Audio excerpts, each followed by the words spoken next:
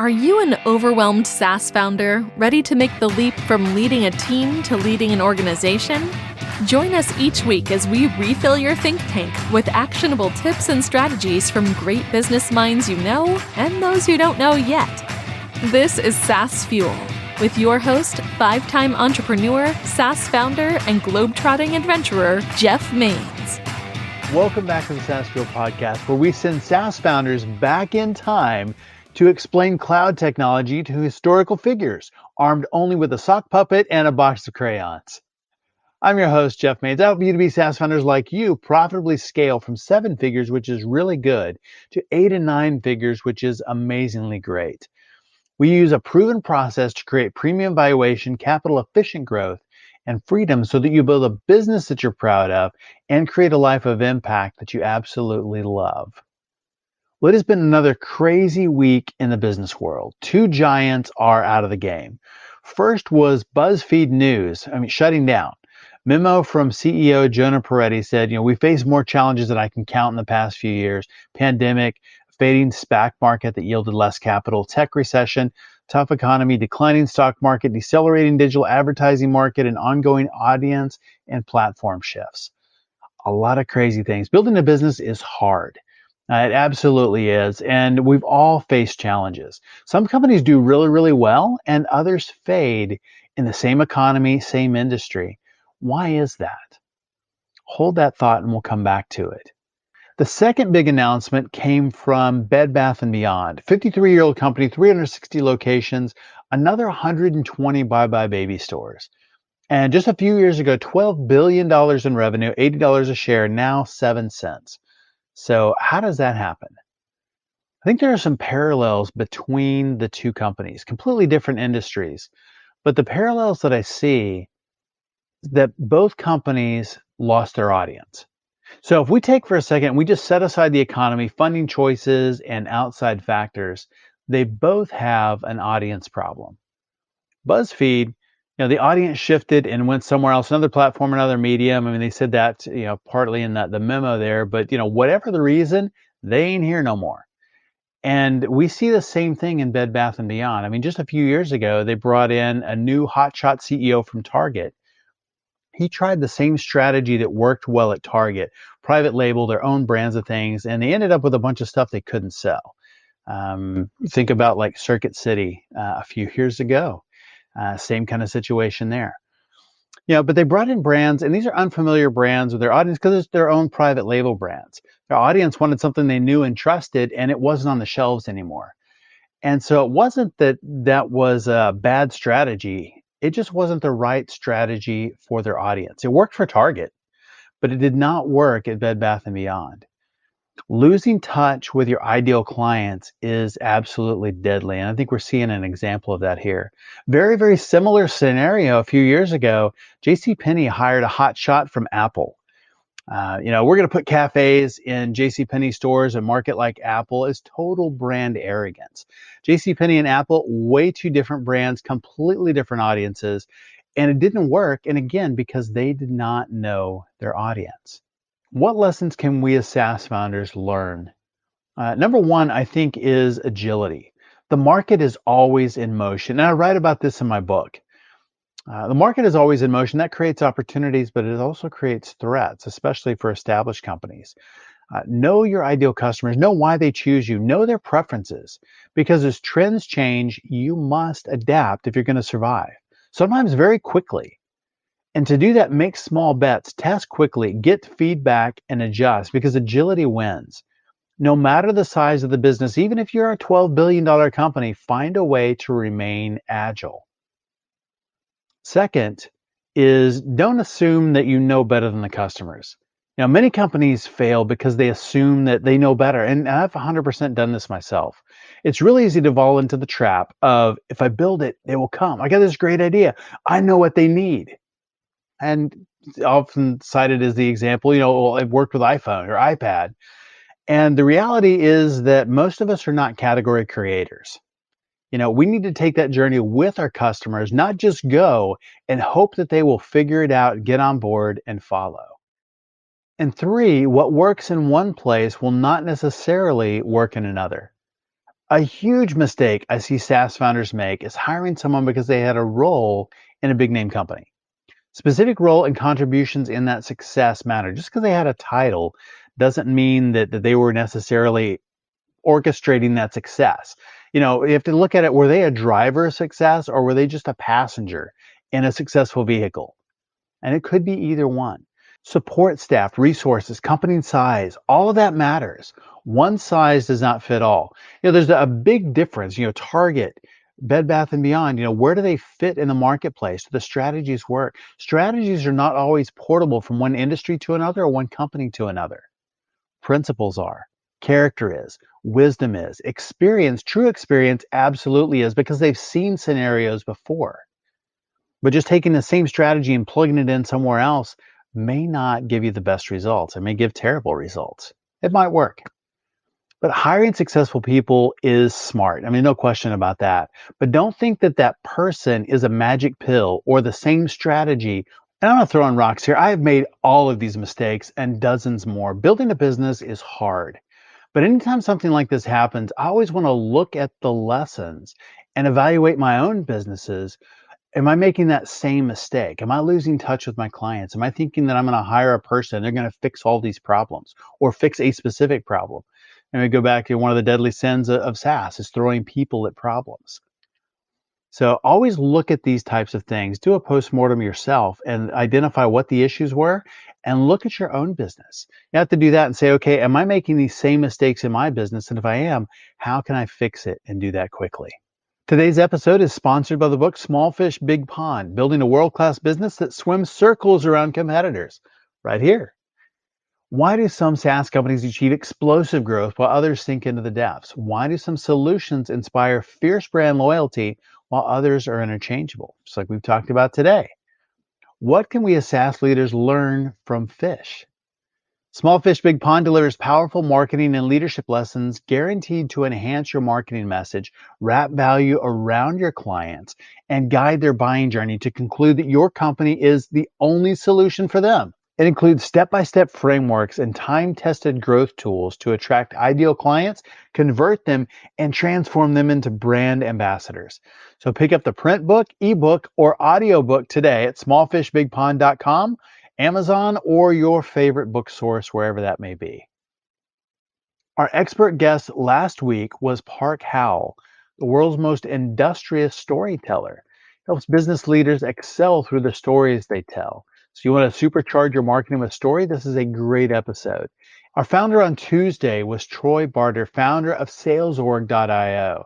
Troy trains technology salespeople and helps sales pros excel using a sales process that feels good and solves real-world problems. Our expert guest last week was Park Howell, the world's most industrious storyteller, who helps brand leaders excel through the stories they tell. Want to supercharge your marketing? This is a great episode to do that. So go back and give it a listen. And of course, this week we're talking all about sales and marketing. Sales on Tuesday, marketing today. And our current guest is Vladimir Blagojevic, founder and CEO of FullFunnel.io. He is in the trenches of B2B marketing and SaaS and tech. Vlad works with B2B tech brands looking to drive awareness and demand for their products and land six-figure opportunities with enterprise accounts. So a lot of the things we're asked about are sales and marketing, especially enterprise sales. This is a great episode for you. So welcome someone who creates full sales funnels, Vladimir Blagojevic. Well, hey, Vlad, welcome to SaaS Fuel. Thank you. I'm super excited to be here. Well, I love your background. You started out technical and moved to the dark side in marketing. Tell me a little bit about that journey and how that happened. Yeah, I started off actually in academia, first 2 years, then moved to programming. I was kind of always looking for more impact. I remember, being in academia, I really hated that. That was like, for me, zero impact in a way. And then programming, I liked, being in software, building stuff. I always liked to build stuff, but still kind of removed from the end customer. And then I ended up actually having to do sales myself in a consulting role, having to sell projects. And I always consider myself like, sales, commercial, like completely not. I always consider myself like an engineering, intellectual type, never commercial. But then when I realized that sales is actually about listening and understanding and basically helping people find solutions in a way, I ended up being much better than my sales colleague, although that wasn't my primary role. And I thought, because I wasn't in a sales role, I didn't get any commissions. I remember selling a project, it was like almost $1 million, didn't get any commission. I was like, maybe I should do this for myself. I like that. And that's when I started my first company that failed, but I learned a lot about marketing, and the rest is history. That's really interesting. Yeah, I think that happens a lot when people are in engineering or maybe like a sales engineer or something like that, kind of helping with the process. And then the deal happens and they're like, but I didn't make anything off that. Why not? So that makes a lot of sense. So was sales something that you just never wanted to do, or you thought it was something you didn't have the skills for? I had no idea what it was. Like, I had a completely wrong perception about sales and marketing for that matter. I always and the other day I was just visiting my family and speaking to my 84-year-old father. He's really in good health and everything. And what is his perception of marketing? It's some sort of manipulation, right? And sales and marketing, it's somehow dirty. It's not, like engineering. It's all about creating things. And this is tricking people into buying stuff. That's the perception. And then, of course, like I said, when I discovered that it's actually about really understand, it's a lot about empathy and understanding, about listening and asking questions, and really figuring out what the people need, and then helping them, if you can, obviously, with your solution, present that solution in their context in a way that this is helpful to them.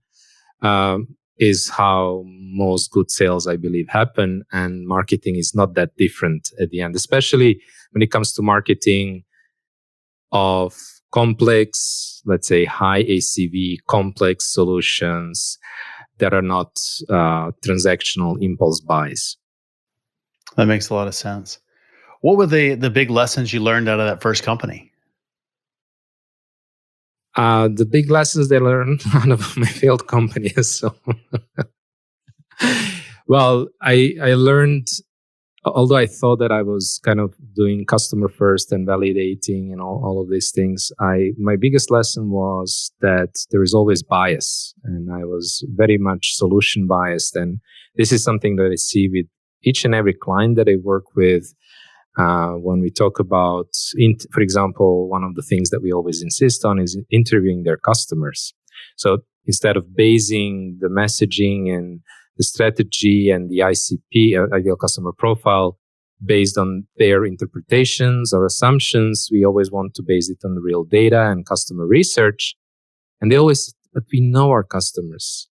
And then when you start talking to them about it, what you hear much more is you hear about solutions. You don't really hear about their customers, their problems, and their situation. So I think there is this inherent bias that everybody who builds products, sells products, especially entrepreneurs who are kind of in love with their solution, have this kind of solution bias. And in a way, it's your job to solve somebody's problem. It's your job to think of solutions, and that kind of makes you biased and makes it difficult for you to really to put yourself in the shoes of your customers, which is what you need to do good marketing. I think that's a really interesting distinction, is actually doing the interview instead of just taking what they've collected. Or kind of the lazy way that I've seen it done is they'll send out surveys. And they'll ask some questions. And a lot of times the survey is kind of looking for an answer. And that's where you see that solution bias also. Yeah, especially if it's a multiple select instead of an open question. Even with an open question, you don't have an opportunity. Well, people are going to provide a very short answer. You don't have an opportunity to do follow-up questions to dive deeper. And again, it's like when you're talking to a customer and they say something you're asking, I don't know, about the challenge they had before working with you, like a very classical question that you might ask.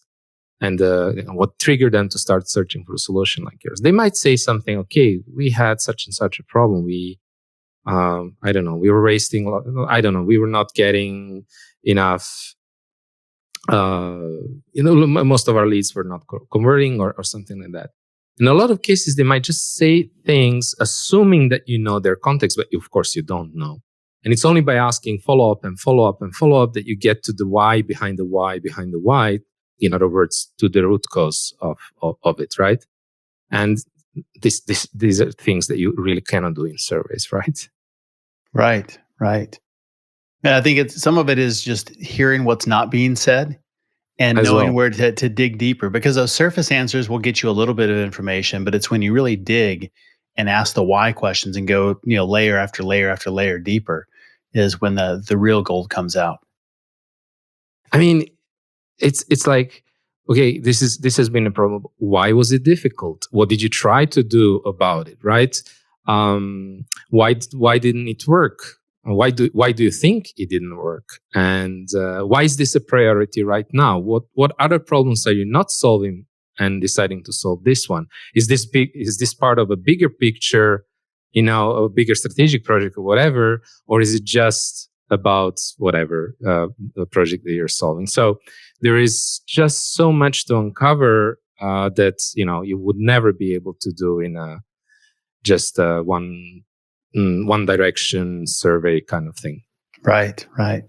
Well, clearly you've moved past that failure and been extremely successful. So taking those lessons, what have been the big marketing lessons and sales lessons that you've learned that you would pass on to other entrepreneurs, especially the ones like you're working with and building their companies?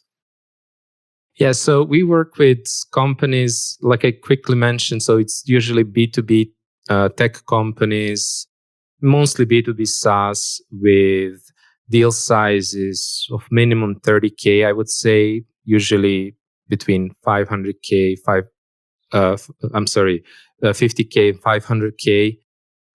Majority of them, of course, they will have some, whale deals, etc. But majority is 5-6 figures, where you have typically longer sales cycles. You have multiple buyers. You have either upper mid-market or enterprise customers, where the whole thing, is more complex, and you need to influence the whole committee instead of just one person.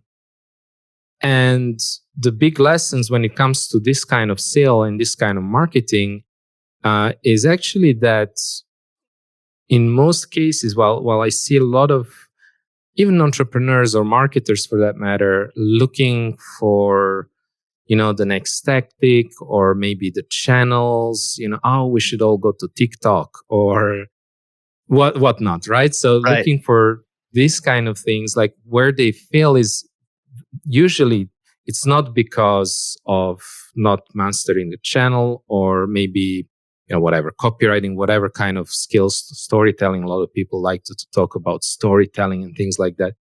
Usually the reason that they fail is the lack of foundation and understanding who your ideal customer is, doing the research as we spoke about it, then having specific positioning. How do you position your product for your ideal customer? Why are you different? How are you different? And why are you worth buying? Why should they buy from you and not from your competition? Like figuring these basic things out is what is missed in a lot of companies. And I think this is for me the biggest lesson.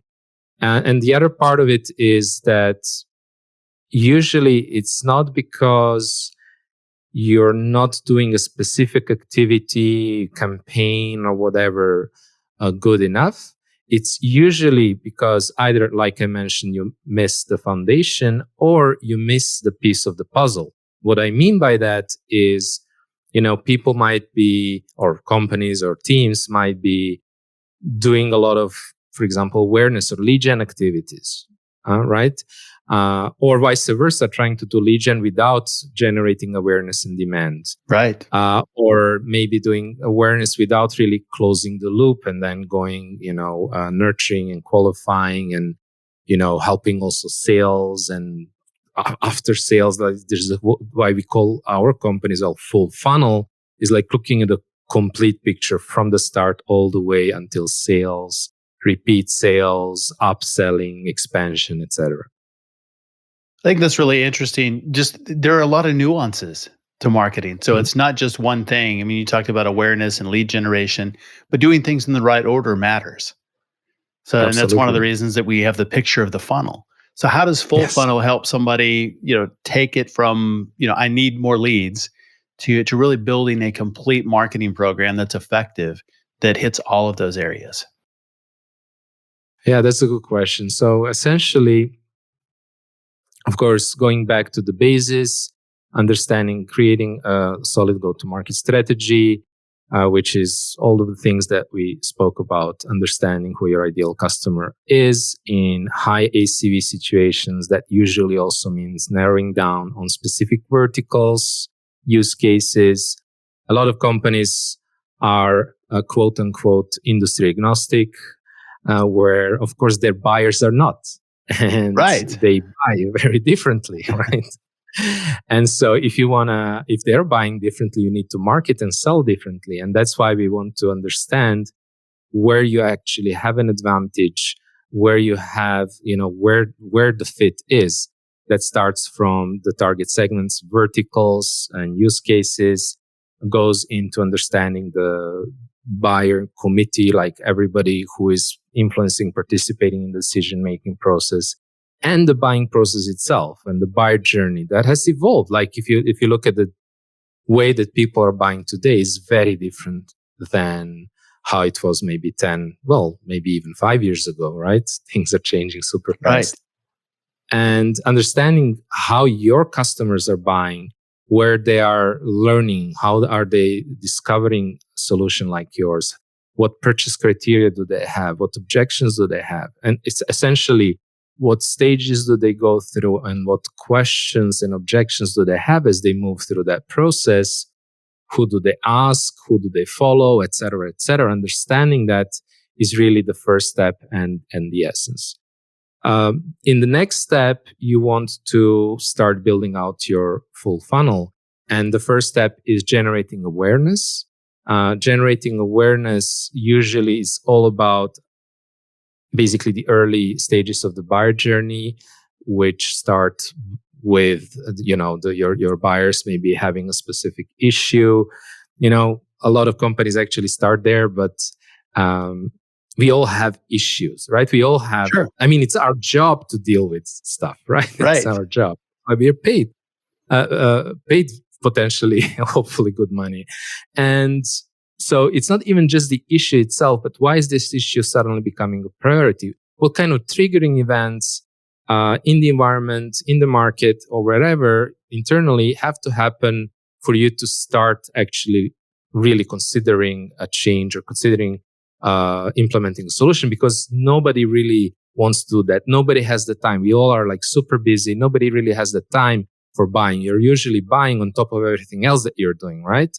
So it's like the last possible resort for the buyer is having to change, having to now go on top of everything else they're doing, find a solution. And that's just like a top of the iceberg. Like then you have to actually you purchase it, and you have to implement, you have to do change management. And buyers know that, and they don't like doing that. They don't want to do it unless it's really urgent. And so these are the kind of things you want to understand. This is what I'm talking about, awareness. These are the kind of topics that you need to be talking about. And like to be very practical, what we see work very well is, and it's not really so much about, whatever channels that you're using. You could be using social. I don't know, maybe your buyers are on LinkedIn. And your buyers obviously will be reading emails. So you might have a newsletter. You might have, for example, some social activity on LinkedIn. Maybe you'd have a podcast like yourself, right? Right. But the key there is, what are the topics that you're posting about or talking about? That's the key thing. And then we go back to the buyer research. If you're done your buyer research, if you understand how, the triggers and the problems and how they discover and evaluate your solution like that, this will give you a direct input to the topics you should be creating content about. So if you nail that relevance, the next thing you need to nail for awareness is consistency, right? So you need to have a operationalized process in place where you're cranking out whatever, a LinkedIn post per day, podcast interview per week, webinar every month, whatever your cadence is, or a calendar, if you like, is really important, because I like it. Somebody said to me, whatever number of touches that you might need, there were, studies with like 7, 13, it's probably much more, but that actually means that you have to post maybe 200 times so that your buyer sees it 40 times and actually reads it 10 times, right? Right. So you need to be consistent there, and keep showing up. That's a hard thing to do. I think a lot of entrepreneurs and everybody struggles with that. They think it's a great idea and jump in, but then that consistency, it's kind of like going to the gym. People in January, people go and then by the end of January, February starts and it's empty again. This is so true. This is indeed, and it's kind of like what they call the second quadrant activity. It's important but not urgent, right? Right. And that's part of it. And so it's very easy to postpone. It's very easy to deprioritize. And the second part of it is that it's kind of like if you imagine a hockey stick graph, right? At the beginning of the hockey stick graph, you have nothing, right? You're doing a lot. And this is the same with awareness creation in demand generation, is you will be doing a lot. You might be posting every day on LinkedIn, but you're not going to see the results. And we like to think linearly. Like we expect results to be like, okay, I'm going to post, 5 times and I'm going to get a lead. But that's not how it works. It takes a while for you to build your audience, to figure out what works, what doesn't work, to also appear enough time on the radar of your buyers, to have some social proof, et cetera, before there will be some results. But the good news is, so it's going to be like a long time before you start seeing the results. At the beginning, you might be seeing some early signals and things like that, but real revenue results might take a quarter or two before you're actually starting to get leads. And usually the first kind of opportunities you will generate will be more, let's say, people you already know, maybe buyers you were in contact with. So there is already some sort of trust, et cetera, and they start seeing you and the time becomes right, and then they reach out to you. So really like completely new opportunities, not new. You haven't had any contact with that. That's more like, 6 months or later. So it takes a lot of patience and understanding that this process works like that, right? But the good news is that the hockey stick is the hockey stick. So the results compound. Every time. The bigger your audience, next time you're posting, more people are going to see, right? The higher your credibility, the more people will, the better your message, the better your content, relevance, all these things. These are the things that compound and grow. The more, you're connected from people from the industry. Like you and I are having a conversation because we are both active in the community, right? And that's how we got to know each other. And the more people like that you start to know, the more your message gets amplified. And all of these things are kind of multipliers, right? That they all multiply the effect of every action you take. And that's why the results tend to compound over time. Well, that makes a lot of sense. And so being consistent just because you don't have results overnight. So does organic still work, or does it have to be paid? That's a good question. It depends, of course, on the scale, how fast you want to go, and all of these things. We are at our scale, so we are a small company, and we cannot handle the opportunities that we get purely from organic. But of course, like if you want to scale that, you can add the paid layer. Now, the main, maybe just 2 takeaways there I would like to mention is the first one is that it is. I would advise to start with organics simply because there is no, like you're going to see what works and what doesn't work. It is about figuring out what works and what doesn't work. It's about figuring out what your audience is actually, what's resonating with your audience. And a fool with a tool is still a fool. So you can amplify a message, but if the message is not, or content in terms of like what paid, it's a guaranteed distribution, right? It guarantees that your message is going to appear in front of your buyers, but it doesn't guarantee that your message is going to be good. That's kind of the point. And of course, you can also experiment with paid, etc. But I found that organic is a really good way at the very beginning, when companies are just teams are just starting, to figure out what's working, what's not working, and what resonates, and then use paid to scale that up. That makes a lot of sense. Yeah, you don't want to amplify a message that doesn't resonate. That's just a waste of time and money.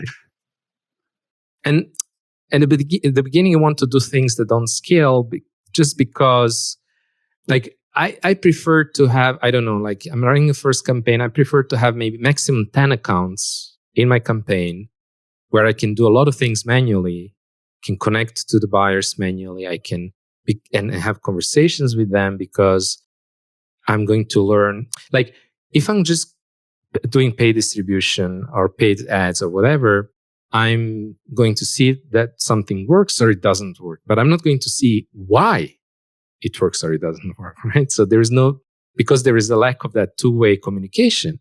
So if at the beginning you focus on a small, so you usually advise to start with a pilot, right?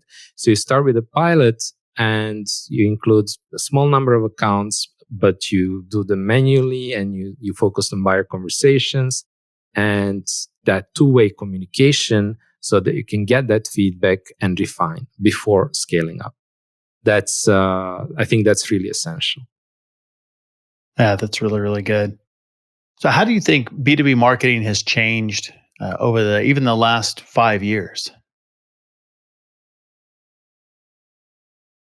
What you see a lot is that we see this change, like a lot of the marketing that was done, let's say up to a few years ago, I would say not even 5, was focused on automation, scaling. Of course, we started a lot, especially in B2B, with lead gen, focus on lead gen, with the promise of the platforms and the MarTech vendors, right? That we can just, put the money in and the machine will just crank out opportunities and leads. And maybe at the beginning, some of that worked, but of course, the market has evolved, the buying process has changed, the competition is just like mind-boggling compared to, like, what was it, 2011? When I had my first company, there were 150 MarTech startups. And now, I don't know, like a year ago, there were almost 9,000.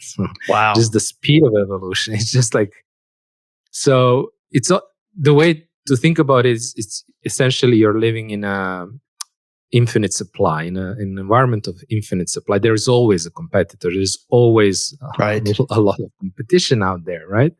So all of these things and competition, both in terms of like direct competitors, products in your category, but also in terms of attention, right? There is even a higher competition for the attention, right? So that's that. These are the kind of things that have changed, but also in B2B, especially complex B2B, high ACV B2B, it's not a transactional sale. It's not like I need a new pair of shoes and I go online. I know exactly what kind of shoes. I don't need to do research. Whatever kind of running shoes, and there I just need to make a choice between 2 or 3. I'm clicking through the ads, I'm reading quickly the copy, and I'm deciding within an hour, maybe even faster, buying that. In complex sales, that's not how it happens, of course. So it's a long process with multiple people, etc. So expecting to have this kind of transactional result. So, 6-figure buyers don't wake up one day and just because they received an email, a cold email, or I don't know, like just the 5th or the 6th nurture email or something like that, or seen an ad, and say, actually, I might need a solution like that, right? That's not how it happens. Right. And especially at the beginning when they start their research, I've done via our clients and ourselves with hundreds and hundreds of B2B buyers. And whenever you ask them this question, how do you discover solutions? How do you start your buyer journey? It's usually they're asking people who they trust. They're asking within their organization. If they're working in a large organization, they're asking in their network. They may be asking some close communities, but they're asking other people. It's only later when they start figuring out, having a better knowledge of the category. Maybe they're going to start really going on Google, researching category, and landing maybe on your website or on those like G2 and all of these comparison websites. But at the beginning, it's usually kind of word of mouth recommendation, maybe discovering that maybe on a podcast, maybe you've spoken to somebody and somebody's listening to your podcast and you recommend a solution, or somebody mentions something that they're using. And because they trust you, they say, okay, maybe I should check it out, right? So I kind of lost my train of thought there. Well, when does the buyer journey start? Is it, because we normally think it's when somebody goes and searches for a solution. Is that the beginning, or does it start before that? That's a good question. I believe that the buyer journey doesn't start like that. Like a lot of companies might have this idea. It starts with a click on their website, right? Right. or their ad. It's not even like we were talking about. It's not even people having an issue. Like we have issues all the time. We are dealing with them. It's only when something happens that changes the priority. Something happens. I don't know. Maybe my potential client, a marketer, CMO, had his or her CEO had the second quarter in a row where they missed the targets, had a bad board meeting, and as the shit tends to roll down in organizations, they have to figure out what's going on. So this could be like an example of a triggering event. There may be the crisis right now, and it's not anymore there. They have to be much more thoughtful about their budgets. Budgets are being cut, etc. So this could be another triggering event for them to reconsider the way that they're doing marketing, for example, right? Etc. So something is happening that is changing the priority, suddenly making a specific issue or a goal a priority, and that's how the buyer journey, I believe, starts.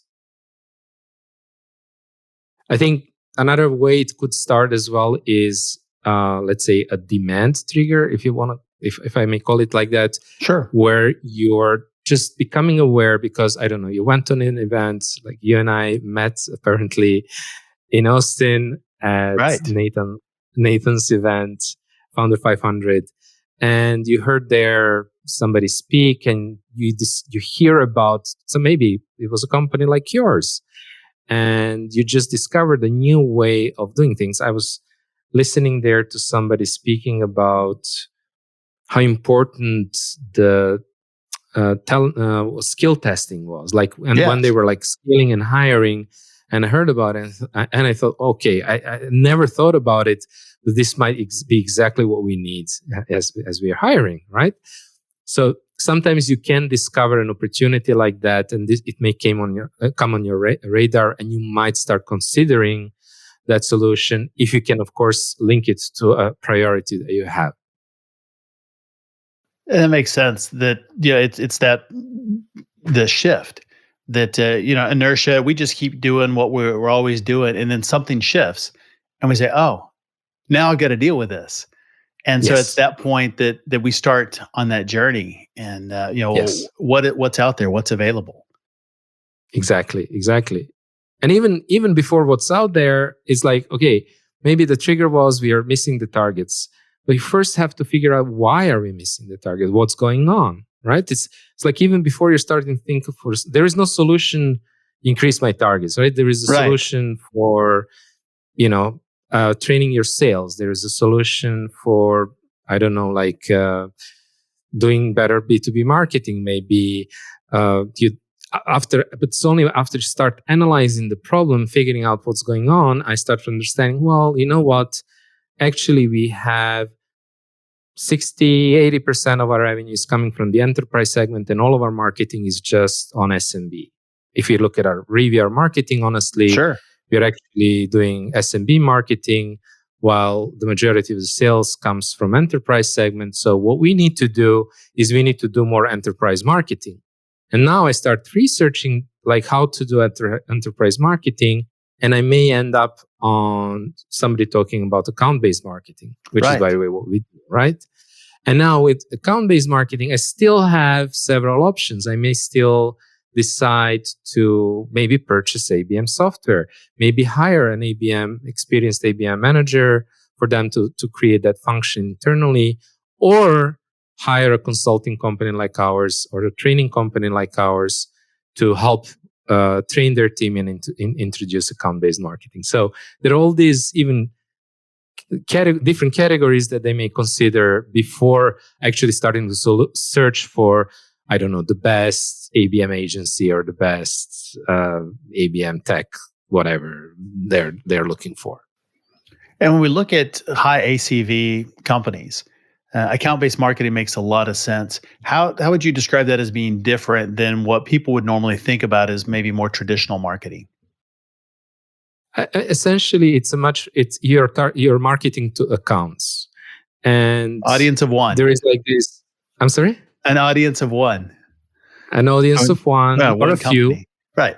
Exactly. You're targeting to very specific named accounts in principle, and you are that. What that means? Well, first of all, it means that the way that you're targeting has to change, because you need to stack the odds in your favor. If you're marketing to one, two, or a few accounts, let's just say it like that, to a handful of accounts, who you market to is so important.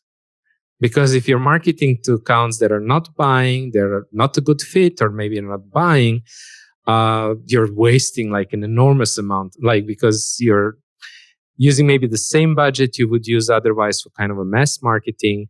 You're using it on a smaller number of accounts. So which accounts you market to becomes extremely important, which means that you really need to understand your ideal customer profile, right? You need to understand what we call like account selection, qualification, disqualification criteria to a level where you can really prioritize them.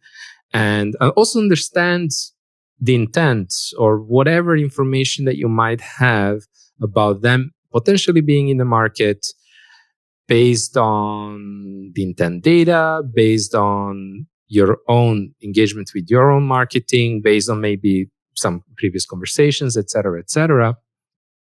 So this is like the first, most important step. And the second piece of the puzzle there is, of course, how you market is more personalized, right? So you, instead of having a generic value prop and generic messaging, the idea is that you can really, instead of, for example, let's say that I'm presenting my solution. Let's say I'm presenting my solution, and usually I might talk about a generic challenge that people might have, that companies might have. You know, you want to land more enterprise accounts, whatever, and that's why you should, consider ABM. But if I know precisely what challenges they have, and I can position it in that way, based on the information that I have, that I collected through market research, account research, buyer research, conversations, it's all parts of ABM, right?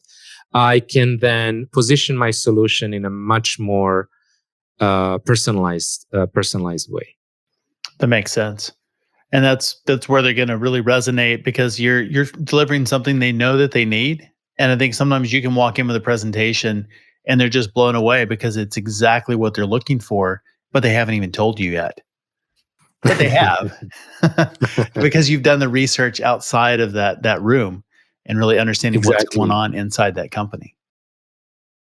And maybe another thing there as well is that, especially when it comes to ABM, sales and marketing collaboration and alignment is super important. It's inherently a sales and marketing game. It's not something that you can do just on yourself from marketing, like you might be doing some other marketing approaches. Yeah, that's definitely right. And having that collaboration, super helpful. What about attribution? How do you know what is working in a marketing campaign and what isn't? How do you track that at Full Funnel? Yeah, so the problem with attribution in marketing in the way that it is done in most cases using attribution software, using analytics software, or whatever, your marketing automation, is that it has a very limited view. It has a very limited data and it has a very limited view. And so, for example, you might attribute an opportunity to SEO, like Google search, where they might have heard about your brand on, like I mentioned, like a podcast, or somebody recommended you and they Googled your name, right? The brand name, they came on your website and suddenly that's SEO. And you say, okay, let's double down on SEO. Well, right, that's not the right decision. By the way, just our personal experience with our own brand, it seems like the leads that really came purely through SEO seem to be the worst. I don't know why. Seem to be the least qualified. Yes. It's usually the majority of our leads, of our opportunities, like qualified opportunities, let's say, that are really ICP fit, have been following us for a while, have been, usually via LinkedIn, but also, maybe attending some webinars, maybe being subscribed to newsletter. There has been like this nurturing going on for a while. And why? Because they kind of like, they're educated. They're in the right mindset. They know what we are about. They know how we are different and why we are worth buying. And usually when that happens, when all that happens, like sales cycle is shorter, win rate is higher. Well, in our case, of course, that's not going to be the case for enterprise software, but like in our case, we might even not have competition at all. Like they will just come to us because, okay, I am convinced. Right. Okay, it's just a matter of whether I want to do it or not with whom. But and so why did I say that? Because like it usually takes a lot of touches, right? It's a lot of touches over different channels, etc., which is very hard to attribute, and a lot of these things are not attributable. I cannot attribute somebody hearing about our brand on a podcast or in an event. I cannot attribute them. I mean, just the other day, my co-founder sent me a screenshot from a community discussion where somebody was asking about our courses, and the other people were recommending our courses.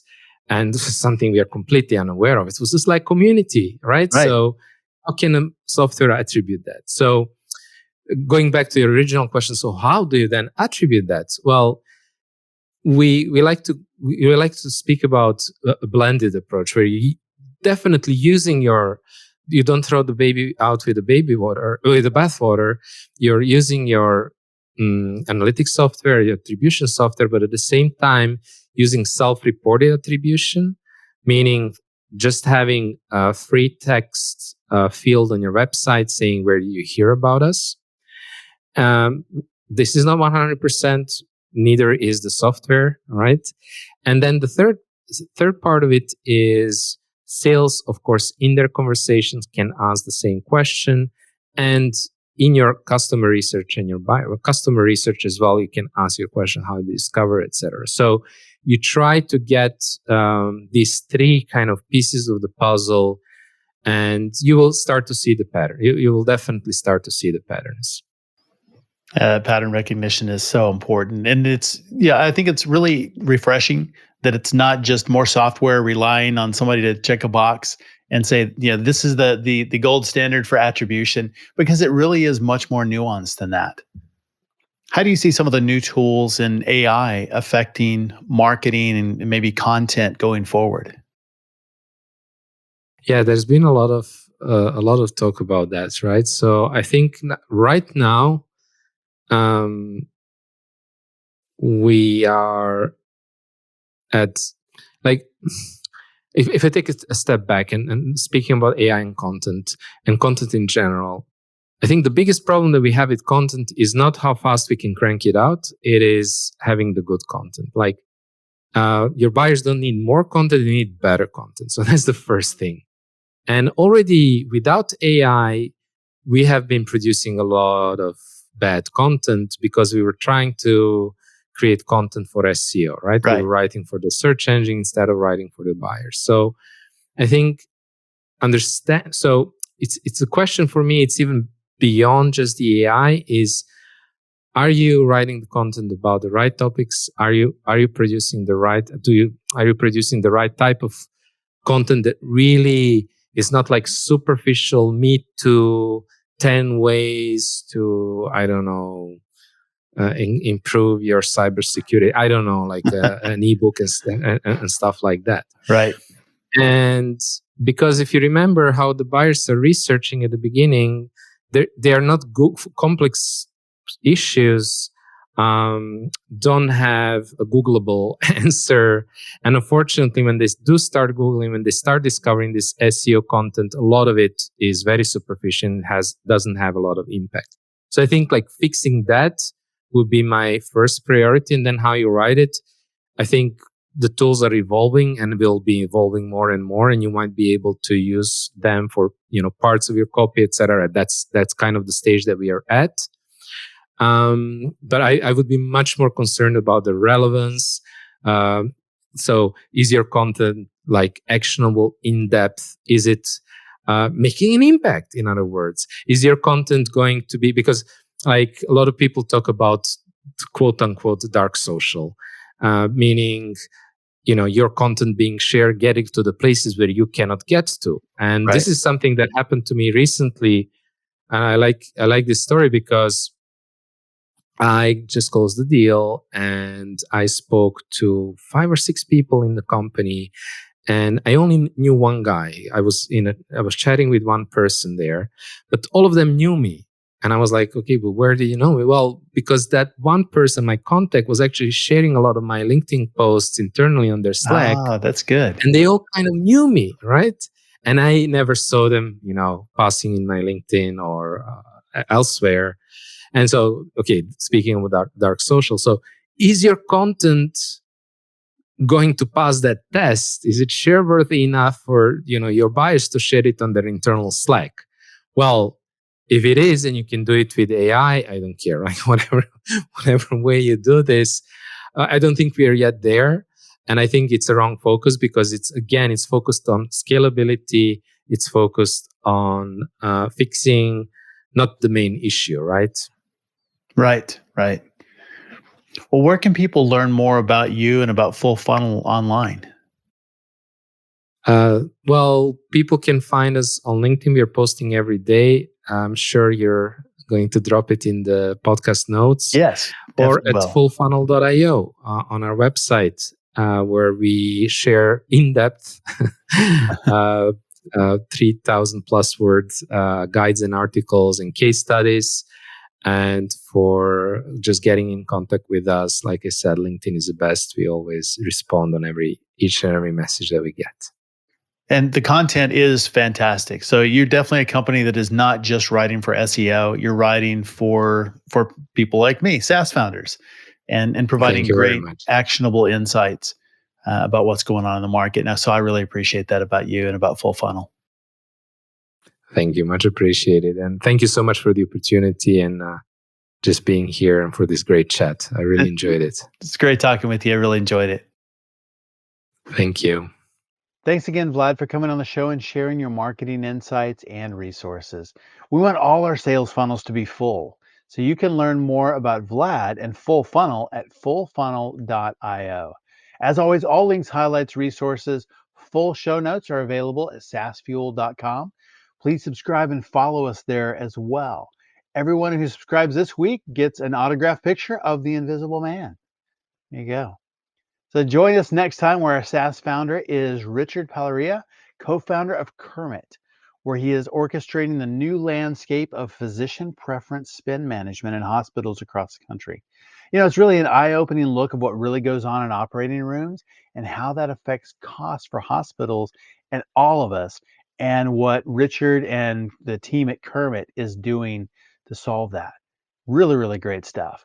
On our SaaS Fuel Expert Series next week, we have Michael Bertoni.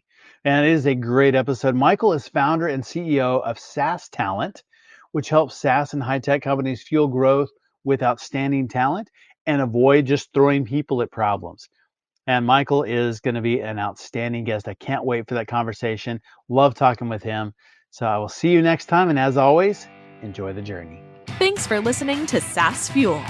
Full show notes for each episode, which includes a summary, key takeaways, quotes, and any resources mentioned, are available at saasfuel.com.